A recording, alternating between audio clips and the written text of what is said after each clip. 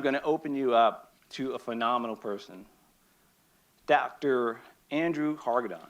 I'm going to read this because the first time I read this impressive resume, I put it down, I picked it back up, I said, all that can't be true. And then I read it the second time, and it is very true. So Dr. Hargadon, he is the Professor of Technology Management at the Charles J. Sordequist Chair in Entrepreneurship at UC Davis Graduate School of Management. He has written extensively on innovation and entrepreneurship. He is the author of 2 books, including the most recent book called Sustainable Innovation, Building Your Company's Capacity to Change the World. He received his bachelor's, his master's, and his PhD from Stanford University. Prior to his academic appointment, Dr. Hargadon worked as the product designer for Apple Computer and taught the product design program at Stanford University. Now, I read his resume twice because I wish he would accept me as a student in one of his design classes. And this is really my best way to butter him up. So hopefully I can say I'll be a future student of Dr. Hargadon. Please, welcome. Thank you very much.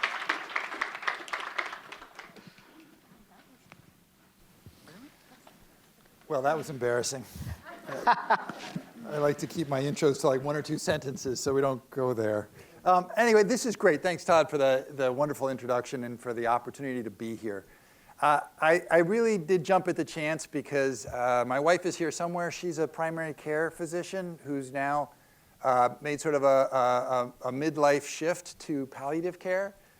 And one of the things that I've gotten to see over the last few years, it's a front row seat on some of the neediest patients and some of the most caring healthcare providers out there. But I've also gotten to see just the sheer amount of change in healthcare over the years and how important it is and how important that importance is increasing every year as we learn more about the technologies and about the diseases and about the patients and about the payments, the systems that cover all of that. So anyway, it's great to be here and to help support you guys in what you do and to recognize what a great opportunity this entire field has in front of it. And so I'm looking forward to talking more about that in the panel.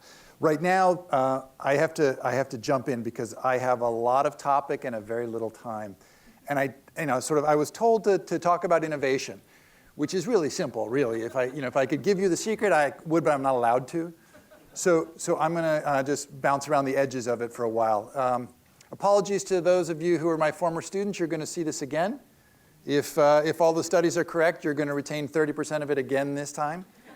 So that'll mean about 50% so far. I appreciate that. What I want to focus on today is talking to you not about having ideas, but about getting ideas into innovation, turning those ideas into something that is real, that is useful, and that is impactful to the world. And so the way to start that out is simply by asking, what does it take to turn ideas into innovation? We don't spend nearly enough time talking about that. We usually tend to talk a lot about what it takes to have a good idea, because that's really fun. And then we talk a lot about the kinds of disruptions that follow from that, because that's really fun, or at least scary enough to pay attention to. So what I want to talk about now, though, is what it takes to turn an idea into an innovation. And the way I'm going to talk about that is to tell you guys about the best idea in the world. And then I'm going to tell you what it took to turn that idea into an innovation. And then I'm going to remind you that if the best idea in the world took that much effort to turn into an innovation, then we all have to up our game if we want to make innovation happen. All right? So here's my nomination for the best idea in the world. And fortunately, it actually happens to be in healthcare. If anybody recognizes this, this is a mold. There we go. We started it out, right? Everybody knows the answer to this, hopefully. This is penicillin. This is the penicillin mold. And it changed the world. The reason it changed the world is because prior to penicillin, the medicine, the leading 5 of the 10 leading causes of death were bacterial infections of one kind or another. And these were terrible. These actually were not the kinds of things that we experience today. This was, you would come down with an abscess, a scratch, something that would get infected. And your prognosis was essentially, if it became septic, you had about a 4 to 8 week life sentence. And the best that most doctors and hospitals could do was simply comfort you and hope that by giving you comfort, your body would recover from this infection. If not, and worst case, if you were young, you would last longer. It would take you 4 to 6 to 8 weeks to pass away. And it was a horrific thing, and doctors were miserable about it. And then along came penicillin. And penicillin eradicated all of those bacterial deaths. In fact, I was giving this talk at a retirement center once, which was such an enormously valuable experience for me, because after I gave this talk, a doctor came up to me afterwards. He was 96. And he proceeded to tell me, now, at 96, I hope I remember my daughter's name. He proceeded to tell me the details of the day penicillin came into his hospital. This is, like I said, this was in the early 1940s when that happened. And he remembered exactly what happened. He remembered the patient they gave it to. It was a 17-year-old girl with lobar pneumonia, with the bacterial pneumonia, who had a 104-degree fever. She was lapsing in and out of consciousness. The next steps for her would be to a coma. And because she was so young and so healthy, probably another 3 to 4 weeks before she would pass away. So they decided to give her the penicillin that had arrived in the hospital. Within 2 days, she was awake and alert. Her fever had dropped. Within 4 days, they discharged her. Now, we will not experience anything like that. A 4 to 6 week diagnosis, and that's stage 4 of anything, and then suddenly we're healthy and sent home. But penicillin did that, and by records, by the late 1940s, it did that for 40% of all doctor visits. In other words, it came in and changed the practice of medicine. So that's why I think it's a great idea, right? That'll be my story. Now, how did this come about? It came about by the popular story because this man, Alexander Fleming, was culturing the bacteria, Staphylococci bacteria, in petri dishes, and one day he noticed that a mold had landed into his experiments. And around that mold, the bacteria wasn't growing. And as the story goes, he had serendipity, right? The good fortune to witness an event and the good wit or the good intellect to capture, in fact, an insight from it and realize that this was going to become a life-saving drug. So in 1928, he made this discovery. And for that, he was awarded the Nobel Prize. He was awarded 435 degrees of honorary degrees and awards of state. Tremendously successful. Children were named after him, and all sorts of cities and streets everywhere. And that's how the story goes. Now, the fun thing about my job is I get to look a little deeper into these stories. Having spent time at Apple and at other companies that are widely considered to be incredibly innovative companies, I listen to stories like that and I think, I have never seen anything happen like that.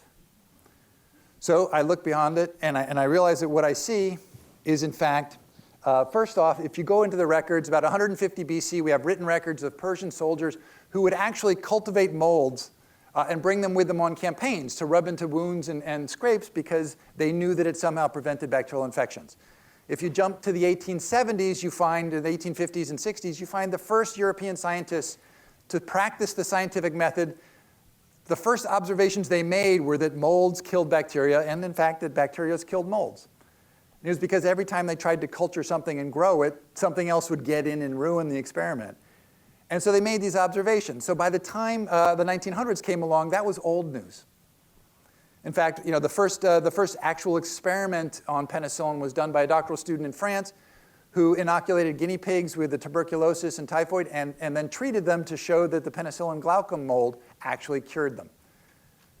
Along comes a Costa Rican doctor in 1927 to show he's treated patients with mold, publishes that in the French journals, and then in 1928 along comes Alexander Fleming to make the same discovery. Except he really didn't make that discovery. What he noticed was, again, another mold that got in and ruined a nice bacteria experiment.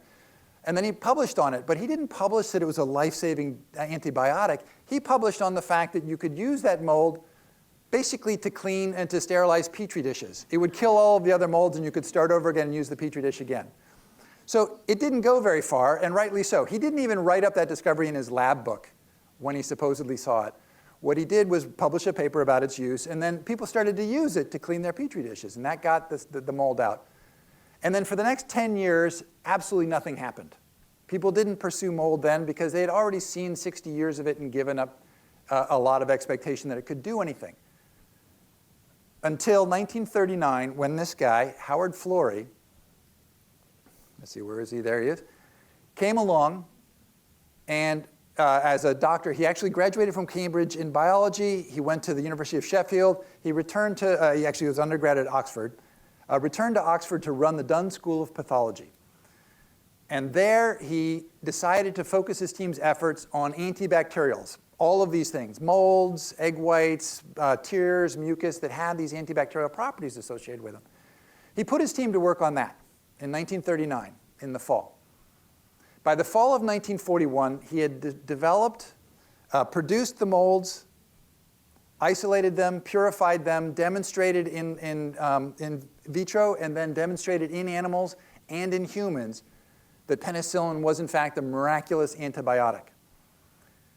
Then he convinced the US pharmaceutical firms to adopt penicillin and commercially develop it, so that by the end of 1945 it was widely available to everybody. So for 2 years, from 1939 to 1941, Howard Florey took an idea that was around for, by any count, either 1,500 years, 70 years, 20 years, 10 years, pick whatever date you want, and he took it from an idea to an invention. And that's actually a wonderful thing for people like me to study, because it gives me a clear 2-year window to see what they did, and then about 150 year, 215, you name your point, to see what people didn't do and why it didn't work until then. So I got to ask the question, what did Florey do that the others didn't to make their idea successful? And this is really what I think is probably the most valuable thing that any of us could know. And I'll tell you why in just a second. But it's important to recognize that if we can take any idea and turn it into an innovation, any good idea that is, we are the missing link between so many of those things that are out there. Climate change, poverty, hunger, malnutrition, obesity, and turn those things into real solutions instead of the things that everybody talks about in the news every day. We have a real advantage. And so in healthcare, where else is this as impactful? So that's what I wanted to talk about. And I have, if I could tell you one thing about innovation, it's these 3 things. I have 3 lessons to give you. The first of those is important before I get you the other 2, right? The first of those is it's not about the idea. If you think it's about the idea, you're part of the problem, not part of the solution. The idea of penicillin, well, let me start with this, excuse me. So we think about ideas a lot. The light bulb. Edison invented the light bulb. Well, actually, his first patent for a light bulb was turned down because it was too similar to one filed 40 years earlier. There was actually about 70 years worth of light bulbs before Edison came along. He didn't invent the light bulb, but he did turn it into an innovation. The automobile was about 30 years old before Ford got to it. Google was the 23rd search engine on the market. In fact, it was easy for them to get funding because the first search engines had already cashed out and their venture investors had already made millions of dollars. So they looked at, and they were looking for the next wave of search engines, and that was Google. Facebook, everybody knows Facebook. Back when it was a good company, it was still a knockoff of MySpace, Friendster. The iPod was the 16th MP3 player on the market. I have the distinction of knowing the lead investor on the 15th MP3 player on the market. These people did not feel so good about it, but the fact is that was not new either. And then finally, the iPhone. If anybody remembers, before the iPhone, there was something called BlackBerry, and before BlackBerry, there was Sony, there was Treo and Handspring, and Sony Ericsson and Nokia. There were internet-enabled phones for about a decade before the iPhone. So the idea is not what drives innovation. It's the ability to take that idea and turn it into something successful. And I think that's really the most important lesson I could give you. But it's also the most important lesson I have to undo, because in 3rd grade you started learning that for every great idea, there's a single person who has it at a single point in time. Before that, the idea doesn't exist, and after that, the world was never the same. And we learned that this is actually the list from my daughter's 3rd grade encyclopedia. And it lists all the great men, and yes, it's as bad as that. It's called the great man theory, not only because it's wrong about ideas, but it's also wrong about men. So we can go down the list and find all of the people who helped, all of the women who were involved in these things as well. But that's the wrong path to go, because these were not individual ideas had by individual people. But that's the way we learn all of these things. And if you think that you're only successful if you become a great man or a great woman, you're missing the point of innovation. So with that said, don't let what you learned in 3rd grade get in the way of the way the world works and the way change happens. All right, which brings me to my next point, which is, if it's not about the idea, what is it? It's about the network. In fact, the network is the innovation. I'll give you a little bit of a background on that to make sure that you get it, because this is such an important thing. When I say the word penicillin, most of us tend to think of it as what we've experienced, which is, for example, a mold. This is not Fleming's mold, actually. This is my coffee cup in my office. I had to take a picture of it because I, too, discovered penicillin. I didn't mean to do it, but neither did Fleming. I just happened to be a couple years later, but so was he. So I don't see why I shouldn't get just as much credit. Penicillin was everywhere. Still is. All right. No, we don't think about it that way so much as we think about it either as a molecule, or we think about it as a pill now, or we think about it as an injection. Right? We think about penicillin as this thing that exists independent of everything else. But it's not. Now, this is where it's a complicated slide, so apologies for that. But the reality of penicillin is that before there was penicillin, there was no network around it. After Howard Florey, there was a network that included the ideas around penicillin and the mold antibiotic behaviors, the technologies necessary to produce it, to isolate it, to purify it, to test it in animals and in humans, the people involved in that process, the organizations that had to invest enormous sums of money and then reaped back all that money as pharmaceutical firms, the first large-scale modern pharmaceutical firms, all of the policies associated with enabling a medicine like that, with testing, regulating it, and then, in fact, supporting it as it was developed, and all of the other resources and everything else that actually makes penicillin possible. And until we realize that that's actually what it looks like, we don't fully appreciate the challenge of turning an idea into an innovation. So let me just go back then to think about the light bulb. This is a simple idea, but it never occurred to me until just a couple years ago. Let's say you're in your room and you invent a light bulb. What do? Do you run out and screw it into the nearest socket and then turn it on to see if it works? Because who built the socket and the wiring and the power? Nobody comes up with a light bulb and then gets a reward for it. That light bulb was around for a long time. Small-scale systems, lighting systems, were around for 20, 30 years before Edison realized that the real solution is actually to make all of that go away and just wire the house, wire the building, the office, the ship, the hotel, so that anybody anywhere can flip a switch and light comes on. And that doesn't happen with a single idea or a single technology. That happens by building in a vast network. And with all of the investment money that's necessary, all of the people that are not necessary. To do that, he actually had to found 11 companies. One focused on building the generators, and one focused on building the power stations, one focused on burying the lines underground and managing them, one focused on installing in the houses, one focused on building light bulbs. And he had not only had to build those 11 companies, but actually to get them all funded and then make sure that they all work together to create the modern utility model. That's innovation. Prior to that, it's just a light bulb. Okay, so if we look at penicillin, and don't worry, this is just there to impress you with the work I did. This is the network that Howard Florey had to build in order to bring penicillin to the patient. And now I'll give you a little bit of an example of how he built that network, and some of the details of that will come out. So the third lesson then is innovating, actually doing the work of innovation means building networks. So I want to just linger on this point for a little bit, because most of the time, if you ask people what are the skills and the traits of somebody who's innovative, I get questions like, well, aren't you born that way? It's not like you're made or anything. If you look at the skills that make people innovative, we tend to think it's the ability to have good ideas, the ability to take risk, the ability to have a vision that nobody else has. But if you look at all of these examples I gave you, other people had these very same visions. Other people had the same ideas, the same skills. What these people did so well was actually bring everybody together. It's a different skill set. And if you think, working away in your office or in your lab bench or something alone is going to get you anything, it's not the way it works. In fact, so what we see is what we call nexus work. It's work not in the network, It's not hanging out in your office on Facebook. It's work on the network.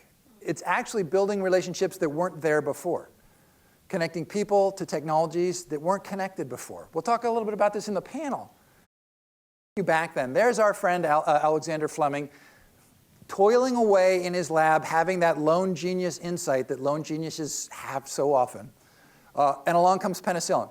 Well, in fact, the reality is, this is Howard Florey and the team of scientists he had to pull together to learn how to grow mold in quantities enough to actually be sufficient, to isolate it, to purify it, to stabilize it, to test it in animals, to test it in humans, and then eventually to convert it into a commercial production at scale. That means you've got blood specialists, mold specialists, bacterial specialists, animal model specialists. Those aren't skills that everybody all has, and that's not an insight that any one person can have. So you see innovations constantly improving because he brought the team of people together that had those skills. And so that's the network he built. But again, as I said, let me give you a little bit more grounded view of that network. This is one of my favorite accomplishments in the entire penicillin story. This is the production process in an Oxford classroom that they took over in order to build this. This is the production process that proved that you could actually make penicillin and purify it, and it wasn't as toxic as people thought if it was pure. So what you see, in fact, is what's actually happening. There was the stack on the left. It starts out by growing molds in hospital bedpans, because that turned out to be the best place you could grow a mold. From those bedpans, you poured it into a bathtub. From that bathtub, you ran it through a dairy milk cooler to cool it down into milk churns, which were then spun out, and then you added an acid into it, the penicillin, the actual molecule dissolved in the acid. Then you spun out the rest of it. You brought it back into the milk churns. You added a buffer. The penicillin precipitated back out. And then you drained it down and freeze-dried it, and you had stable, pure penicillin. All right, what I like about it actually is because also what you had to do in order to do that was have a scientist, a professor of all people. And I got to tell you, we are not the best at building networks. We don't go into this business because we build networks. But a professor had to organize and actually create this penicillin production system. He hired girls from the local high school to tend all of the bedpans and keep churning them and making sure they were growing. He built a system, this system with milk churns and glass blown that he had to blow himself in order to make it work. The funnest part of this picture that I think is the wood frame that holds all of that together was an oak bookcase he stole from the Oxford Library. So this is a person who knew how to build a network. It might have been things, but he brought all these things together, put it in the relationship, and guess what? 5 years later, that's what his system looked like. And he was supplying the world with penicillin. Very quickly, this is what happens when you bring networks together. That was Norman Heatley's contraption. When he was finished building it, he could produce 400,000 units of penicillin a month, which was capable of treating 20 patients. By the time they got the the pharmaceutical firms involved in this process, the next year they were making 80 million units a month of penicillin. The year after that, when they had started to scale up that production process and improve it in any way they could, they were making 4 billion units of penicillin a month.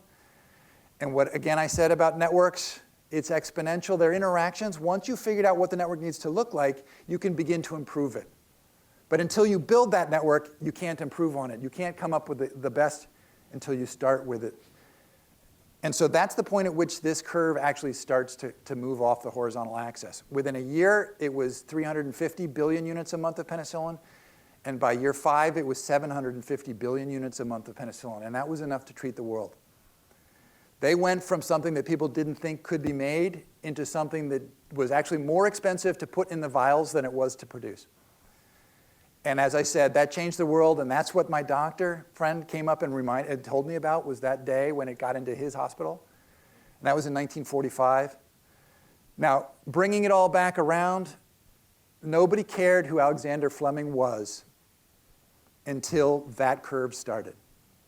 Nobody cared who invented penicillin. Alexander Fleming was a no-name until the 1943, when people said, oh my gosh, this is curing people. And then they said, who invented it? And his dean, actually, at the St. Mary's Research Hospital, his dean had the brilliance to say, Alexander Fleming did. all the other people were dead who first started. They were, that's 1,500 years ago. It's like, so he claimed credit, and suddenly Fleming got credit because everybody thought there had to be some brilliant person behind it. Don't ever fall for that. But that's the story. What actually happened is this team built it. Now, why is this so important? This is happening everywhere around us. I worked at Apple, and I had the pleasure of being there during the 90s. It was a really exciting time. Then they almost went under. They came back early 2000, and one of the ways that they came back was, in fact, to introduce the iPod. As I said, it was the 16th MP3 player on the market. It was by no means new. So why did they do it? They did it because they were so small and they were in such trouble that nobody was building MP3 players for Apple. That was the cause. It wasn't some brilliant vision. But what they did when they saw the opportunity and the need to build an iPod was they realized they could build a better network around it than anybody else had built around theirs.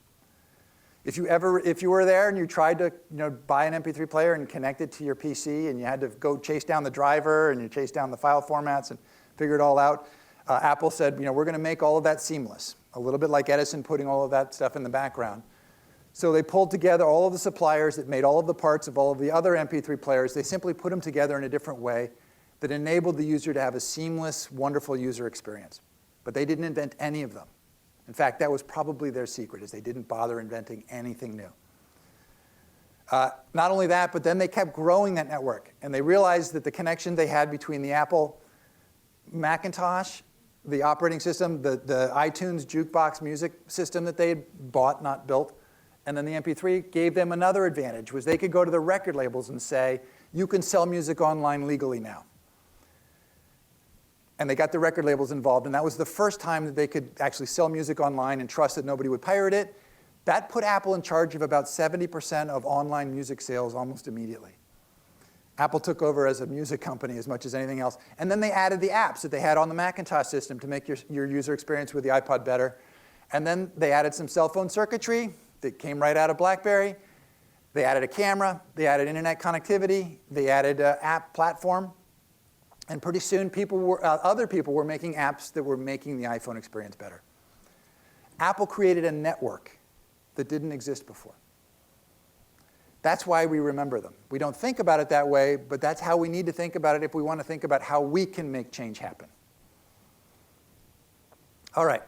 So let me finish with this. The reason this isn't something that we all know about is because it's not easy. People have a hard time doing it. Steve Jobs said, I never spent so much of my time trying to convince people to do the right thing for themselves. Howard Florey said something similar. He said, I felt like a carpetbag salesman trying to promote a crazy idea for some ulterior motive. He got turned down by all the British pharmaceutical firms because they thought, oh, this is going to be too expensive. We don't want to get involved in this.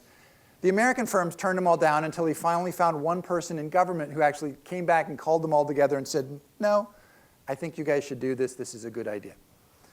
So that's where it's at, is it's hard work, but it's absolutely essential if you want to change the world. One of my favorite science fiction authors, William Gibson, once said, the future's already here, it's just unevenly distributed.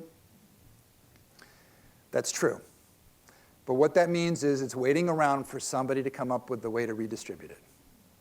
And usually that's by making networks. So I have 3 lessons I wanted to give you, right? The first, it's not about the idea. The second, innovations are networks. And the third, it's about building networks. So if I leave you with anything tonight, it's that question, are you prepared for that? What do you need to do to become good at being a part of a network, of building a network, of building your part of that network? Because that's more important than anything else right now, if you want to drive innovation. All right, and with that, I want to say thank you so much for listening, and I appreciate all the time you gave me, and I want to say also thank you for having me here. Thank you.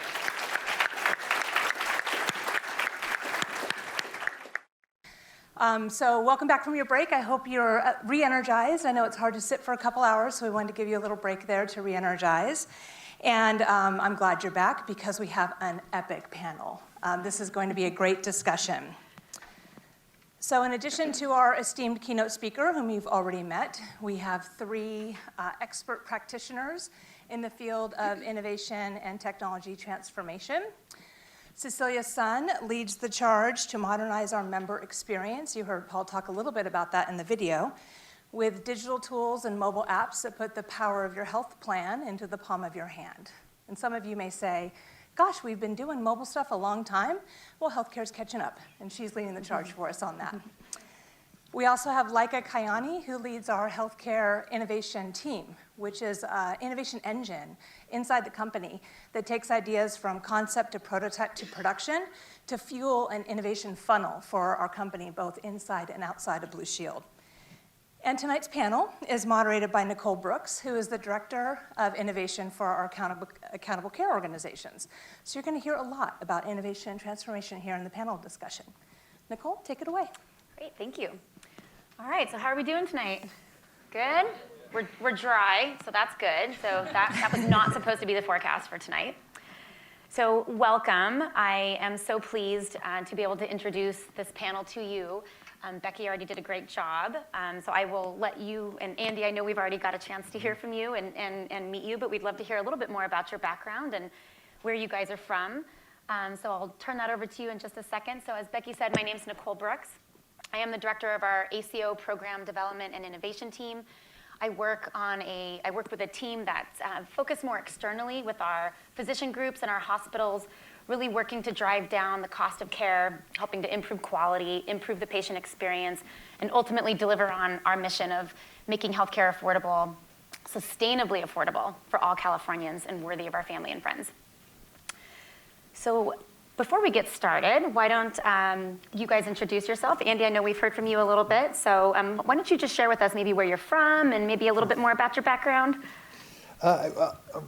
So I grew up in California.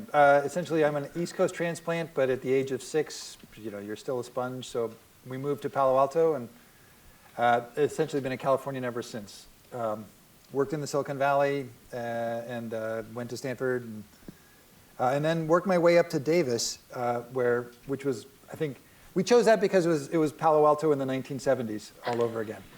A wonderful place with a lot of opportunity. So that's where I'm from. Great. All right. Well, Cecilia, do you want to tell us a little bit about yourself? Hey everyone. Cecilia Sun. I lead our digital customer experience team, and I previously was at American Express, where I got the chance to work with Mr. Todd Waldhall. And I'm actually 3 years old in healthcare, which feels like dog years. I still feel like 3-month-old every day because there's just so much to learn. And while at American Express and also here, dabbled in, have seen how different kinds of approaches to innovation worked and didn't work. As you know, financial services is still undergoing its own transformation, and I've seen everything from what not to do, like create a team called Disruptive Innovation, stick them in a basement in London and call it Silicon Basement. That is not how you, and tell them to go innovate. That is not how you do innovation, right? 2 other kinds of examples there, and at Blue Shield where we're actually doing small and large experimentation. So happy to be here and would love to share more thoughts with you guys. And where are you from? Also at East Coast Transplant, have lived mostly in New York City, so also 3 years old in San Francisco and love it so far. And we love having you. Okay, and Laika? Awesome, thank you. My name is Laika Kayani. I'm one of our directors in our Health Innovation Technology team. I'm responsible for product strategy. I've been with Blue Shield for about 3 years now. Prior to my innovation role, I was our CIO's chief of staff, responsible for technology planning and strategy. I come from management consulting, so I've consulted for large payer organizations as well as public and private sector. Spent a lot of time with the VA and the military health system, so it's nice to kind of be able to compare my private and public experiences together. I was born in Pakistan. I was 7 when I moved to the US and raised in Atlanta, Georgia, so a lot of people often ask me, where's my accent? I try to hide it. Y'all does come out every once in a while. But yeah, I moved to San Francisco about 7 years ago. All right, great. Well, let's go ahead and get started. So innovation, obviously, is a key theme for tonight. We heard Andy talk a lot about it. And, when I started at Blue Shield over 8 years ago now, healthcare innovation wasn't necessarily at the forefront of all of our conversations. Silicon Valley certainly was not paying attention to healthcare at that time in the way it is today. And now it's everywhere, right? Innovation, the word innovation's everywhere. It's in 50% of the titles of the folks sitting up here on this panel. And any time you have a term like that becomes, ubiquitous within any industry, it's going to mean something a little bit differently depending on who you are and what your background is, what your set of experiences are. So you could be in a conversation with somebody both using the word innovation and really be meaning two very different things. So before we kind of dive into the rest of our questions, I wanted to just first hear from you all. What does innovation mean from you? You've got three folks with three very different backgrounds, come from some different experiences. So I think it would be helpful for us just to hear from you. What does innovation mean to you? Andy, I know we got to hear a great representation from your standpoint around it's not just the idea, it's about the network. So we'll start with Cecilia and Leica, but then would love to hear any sort of additional comments you have. Sure, I can get started. I actually loved what you said, Andy, and this is maybe the practical business world application of a lot of the concepts, but I see it as three ingredients. One is bold imagination, or in some cases, reimagination. Right? I think in healthcare, a lot of it probably requires a reimagination, along with practical use or the right kind of execution. And so when you think about people or teams, also it's the dreamer. You need dreamers and you need makers, right? Now the third ingredient, though, is probably more the outcome, which is that it generates an actual new behavior. So for me, there's big and small examples, right? The big example that I always tell, having come from sort of the credit card industry, is how many of you have heard of Travelocity? Okay, so for those of us who are a little bit older, there was once a time where someone thought there was no way you can book an airline ticket on your own. You needed to go to a travel agent. And it happened back in 1970s when American Airlines opened up their reservation system called Sabre to actually the travel agent community. It wasn't until Travelocity launched in 1996, and Amex saw a lot of turmoil when this happened because we had a travel business that was getting disrupted. And what happened was someone applied technology onto something that empowered the consumer to do something that nobody imagined you can ever do. I know some of you who are younger probably thought, what do you mean? Booking a ticket is as easy as walking out the door. And so that's my large example, right, where all three ingredients were there. There are smaller examples, though, like how many of you now know to refresh, you just have to pull down the screen on an app? That's a user experience innovation that happened probably just about 12 months ago, 24 months ago, that someone invented. But now it is a habit we all do. And when we design digital experiences, we actually use that as a standard, right? Those are large and small, and those are the three ingredients I think about when I define innovation. Great, thank you. Leica? Thank you. So I think of innovation also to be very contextual. Innovation, depending on where you are in your own journey, innovation can mean very different things. I'm going to take a more organizational approach to innovation. When I think about innovation, especially in the work that we do collectively at Blue Shield, we have core innovation and we have non-core innovations. To me, core innovations are how are we reimagining, rethinking, flipping it on its head kind of ideas to reimagine what we do on a day-to-day basis. That means how are we paying claims? How are we answering the phones differently? What are the connection points to our members? Non-core innovations are those big ideas that we've talked about already so far. They can be the disruptors. They can be the transformative, habit-changing, industry-changing things. I think about some of the one of my favorite examples, which Dr. Hargadon took all of my examples through his presentation, so I'm like... We were over there taking notes saying, scratch that one, scratch that one. My Rolodex of ideas. But the one I'm fascinated by these days is the gig economy. Have you, thinking about Uber and having all of this capacity that people are using and reimagining how that's being used. Airbnb, who does not own any of their hotels, right? Hosts are opening up their homes to people.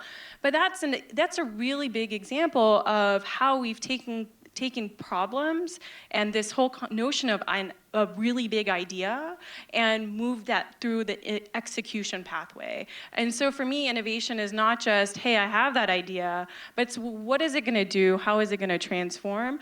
And think about it. Gig industry is a big deal. You know, we are, for us as a health plan, it's a big deal because now we have to think about how do we make health plans more attractive to those individuals.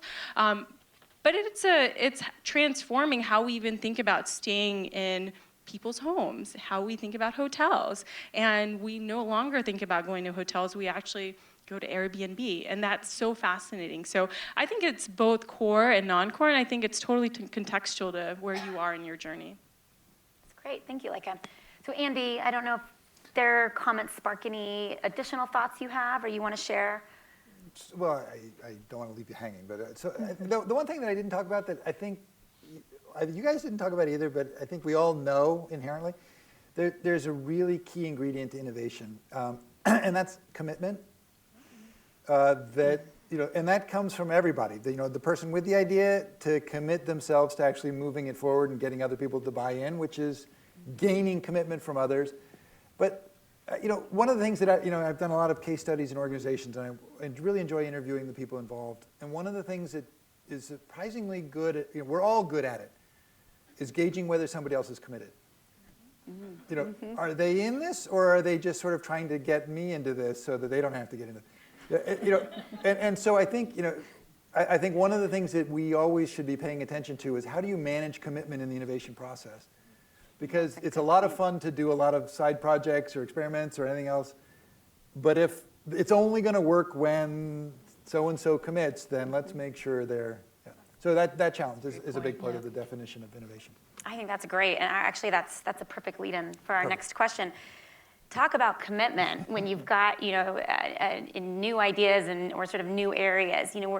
We're seeing in healthcare now this trend of all these new entrants, right? Non-healthcare entities making their way into the healthcare space. So it started with Google and Apple, and now we've got the recent announcements from Amazon, JP Morgan Chase, Walmart starting to get into the game. So there's certainly a lot, before they were innovating or trying to innovate in healthcare, right, they were innovation leaders in their own space. So certainly we know that healthcare can stand to learn from them. And there are other organizations out there that aren't necessarily trying to get into healthcare, but that healthcare could be looking to for best practices. So I'm just curious, what are your guys' thoughts on these new entrants coming into healthcare, and what can healthcare learn from these other industries? Cecilia, I'm going to pick on you first, since you were a new entrant into healthcare. So we took you from the financial services industry. So we'll start with you. Yeah, so on that point about the new entrants, I actually think we welcome it, right? And especially the Amazon cluster, there is I think one of the next trends we'll see is that there is an employer revolt going on, because at the end of the day, they and their employees are end users of some of these products. And if they're not seeing the results or their needs met, they're going to put their fate in their own hands. And that always is a good thing for the industry, I think. For any industry trying to transform, you need the end users to actually kind of revolt a little bit, right? Now, the one thing I would say related to that we as healthcare need to learn still a lot more from other industries, and Mary and I were in a recent meeting, and she actually coined this phrase, which is true consumerism. That takes people, process, and technology, right? You need to have the right mindset. And so one of the things that we have done that I think I've seen success both at American Express and here is a very deliberate people strategy that I think, Andy, you alluded to, right? Bringing in a CMO, Chief Marketing Officer, not Chief Medical Officer, because obviously those acronyms mean different things in different industries, but Marketing Officer from Delta Airlines, who is known for their brand, right? I brought in specific actual retail e-commerce experts into our digital team to look at our enrollment processes, because there's no reason we can't design that with e-commerce in mind. But there are other areas you need healthcare experts, who are right there in the mix with you. And so that deliberate learn from external, applied with reimagination to the internal on consumerism specifically is, I think, one of the main things we are focused on as a company, and one of the main things that healthcare can learn from the likes of retail, the likes of property and casualty insurance, the likes of financial services, right, who's still trying to get it right. And so that's one aspect in my mind that actually is a big focus. The other focus, I think, relatedly is, and this is a big word, but it's related to how you know maximization of your data. So there's a lot of really major innovations around clinical applications of technology.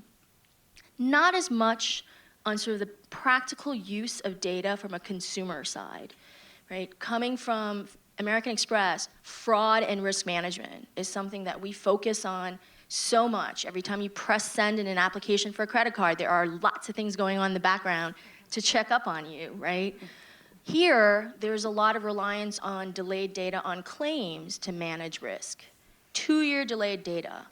That kind of reimagination and application of data in different ways, I think is another thing we can learn from the likes of retail and financial services, where they are using data for different outcomes that we are all driving to, but we just haven't maybe gotten there yet or leveraged the amount of, it's probably more insights than data because there's so much data in the industry, but how do you use it is probably what I'm talking about. So those are the two That's great. I would focus on. Thank you, Cecilia. Andy, I'm curious, just from your research and the work you're doing, what are your thoughts on this? So this is a great question. I don't mean to oversimplify, but I think the one thing to always remember is don't overestimate the capacity of these new entrants to actually disrupt anything, and don't underestimate your abilities just because you don't know data, right? This is one of those, for them, they're Maslow's child with a hammer. They have a hammer and they're bringing it into healthcare, but Google brought that hammer into energy and nothing happened. Actually, it sucked all the oxygen out of some very good energy startups because Google was coming in. They brought it into medicine, and it didn't, back 10 years ago, and nothing happened. So I think, at the same time, they're bringing something. They just don't know how to use it, and you guys do. You know the problem intimately well. Right. I love that, and I just want to tell one quick story that relates to that. I actually was at a conference where the CTO of Oscar Health was on the stage talking about this exact thing, along with the Chief Innovation Officer of Providence St. Joe's, which is a hospital system here in California and Oregon. Both of them one came from Amazon, and the other one came, I believe, from Google. And they both actually said that one of the things they learned very quickly, probably in the first year, is the hubris that they brought with them that made them realize, if it was easy, someone would have done it already, right? It doesn't mean that we don't need talent like that or entrants to do that, but to your point, they in a self-aware way said, we just thought we can come in and change this industry, and we were dead wrong. And so I think that speaks to exactly what you're saying, right? So there's a fun process. We call it net storming. It's a little bit like brainstorming, only you're trying to figure out the network. But imagine all of the jobs that need to be done to bring big data to fraud prevention. And you can actually kind of map them all out and how they're connected to one another. And then you realize, oh yeah, Google or Apple, these guys have this cluster over here. They're missing this entire place over here, but they have this piece. So how do we welcome them in and say, okay, you guys could really play a good role here, but it's not going to be world domination, but you guys could play a really good role here. And if you can't, then maybe some of your people, we could hire some of your people and Absolutely. help them. Yeah. So we might have a better understanding of how they might be able to come into healthcare and help add value. Yeah. That's great. Okay, so let's move on to our next question. I'm going to take us down a level into healthcare a little bit deeper, and specifically around the challenges that we face here in the healthcare industry as it relates to innovation. And Laika, I know you in particular in your role here at Blue Shield, you've been trying to push the envelope for quite some time and doing some fantastic work. Do you want to share with us just some of your experiences, in driving innovation and some of the challenges that we face here? Definitely. I think after Dr. Hargadon's talk, it was clear to me the network here is incredibly important. And the lesson for me so far that I've learned, I think, is not that I needed to be an expert in something or I needed to demonstrate my value. What I really needed to do was bring folks together to this common understanding or this common goal to really see the vision of the thing that we're trying to push forward. So I think while it is a challenge, I think it's not, we're not that far, right? And we're seeing that even in how we're approaching our providers. Oftentimes we get comments like, well, as a health plan, what does it really mean for you to, really affect care between patients and providers? The relationship is between the two. And I would say that we have a role to play in that. We facilitate that relationship. We have to have that network effect to make sure that we could introduce the right programs, introduce the right things and products to our providers that they can then drive to high quality healthcare that can be given to our members. And so that relationship and that network to us is really incredibly important, and we play a really, really big role in that. But it can pose a challenge. I would say also from an industry perspective, there are two things. There's a mindset shift. So we are talking a lot about this whole concept of regulatory environments. It has an impediment in our ability to execute. And so I think really questioning what the regulatory environment is and does it really mean? Why does it exist? I think that's really important. The mind shift change that has to occur is really important. But speed to execution also matters. We oftentimes are looking for a lot of precision very early on in healthcare. We're looking for proven technology, proven outcomes, proven this, proven. Now, I would argue, if you're implanting a device in someone's heart, I would think there's some precision required there. Accuracy is good. Accuracy is really important.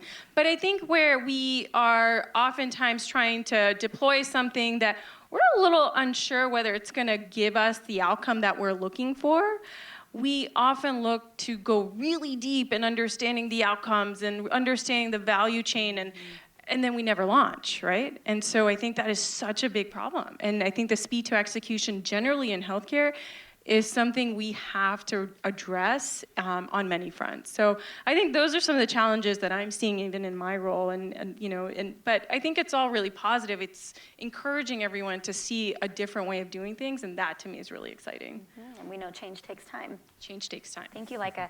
Andy, I'm curious what your thoughts are on this, or any sort of guidance or insights you have on challenges in the healthcare industry around innovation. Well, I think the biggest challenge that I see, and again, as I said, my wife's a primary care, and probably I get to see the on the ground practice of it and the frustrations and the challenges there. But I do think that we have to be really careful to recognize the age and the complexity of this industry and the skill set that then's required as a result. And you're basically trying to get elephants to dance together. This is not, IBM where you're trying to change one large company. You're trying to change a large company who's engaged with 50 other large companies, doing practices that are managed at the federal and state level. And that is a political skill. That is a social skill. And what you said, about the ability to paint a picture that says, this is how we could all play together if we make a change. This is what you could do differently, and this is what you would get from it. This is how you could do it differently, and this is what you would get. And if we all act together, we might be able to change policy in the way that would enable us to do this. That's a set of skills that I think needs to kind of rise to the top of the innovation effort in this space. And I think the changing policy, I'm sure every industry faces that, the concept of needing to change policy in order to innovate. But I feel like we come up against that quite a bit in healthcare. When HIPAA was originally formulated, I don't know that they envisioned the idea that we would be trying to share data in the ways that we are today. And so HIPAA, in a way, is limiting. So we need to maybe look at some of these policies and say, okay, what role can we play in helping to influence these policies so that it is easier for us to innovate? Yeah, maybe I can add one thing too on the uniqueness or the challenges.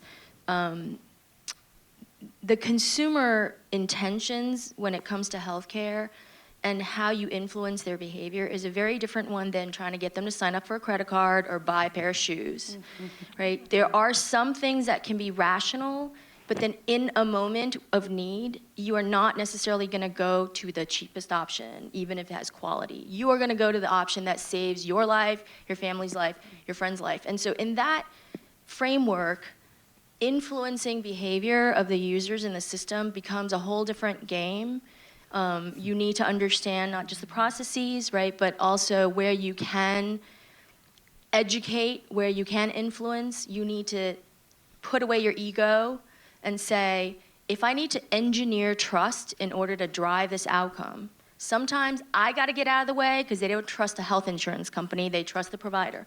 Flip side, sometimes younger people may not be tied to a provider, and then you can step in and engineer trust that way, right? There's a lot of that I haven't seen in existence elsewhere, where that irrational emotional behavior is so strong that nothing you do can influence behavior exactly the way you want. And so I think that's also a unique thing we have to think about as we journey towards consumerism in this space. Yeah, and I'd just add, the user experience matters. Putting, you saw that slide about our strategy, putting our members, our consumers in the center of everything that we do matters, because it affects lives, and it really, to Cecilia's point, it's, the behavior is unpredictable, but we know that we have to touch deep inside the human soul to say, when my husband jams my son's finger in a door, the first thing he does is either calls me or knows exactly where to go. And those are like the kinds of emotions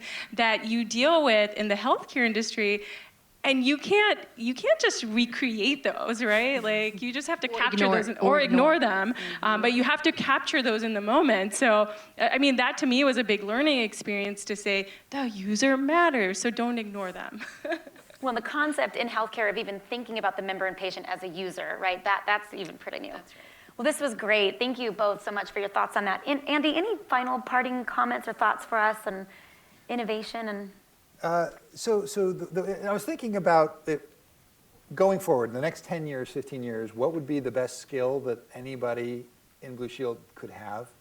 And I don't mean to be presumptuous at all, and it's going to turn out to be almost a platitude. But honestly, I feel like the single most important skill is the ability to manage uncertainty. And that means you're going to have enormous uncertainties coming forward. As these entrants bring in new technologies, and they start their lobbying efforts, and you're going to have these issues around user information and privacy, but also you're going to be under constraints that they may not be under because they gathered it under a different set of conditions. It's going to create this enormous amount of uncertainty, and your individual and collective abilities to say, yes, it's uncertain. So instead of not acting, which is our gut level reaction to uncertainty, we're going to have to actually go do something, poke it, and see what happens. And reduce that uncertainty through action. And I think it kind of ties back to the notion of commitment, which is in the ability to actually commit to doing something to resolve the uncertainty versus waiting to see whether the uncertainty just goes away. And that is a skill set, and it's an organizational capability at the same time. And so I would say, think about how you're organizing to manage against it. Well, that is great. Can I add to that? I love that, because I like Mary O'Hara's saying, it's about the muscle that we build, right? It's our ability to look forward 5-10 years and be able to predict and be able to say or at least understand what are the shifts in the marketplace. It's a really important thing that we need to do. All right. Well, Andy, Cecilia, Laika, thank you all so much for your feedback and for your information. This was great. And hope you all enjoyed it. No time for questions.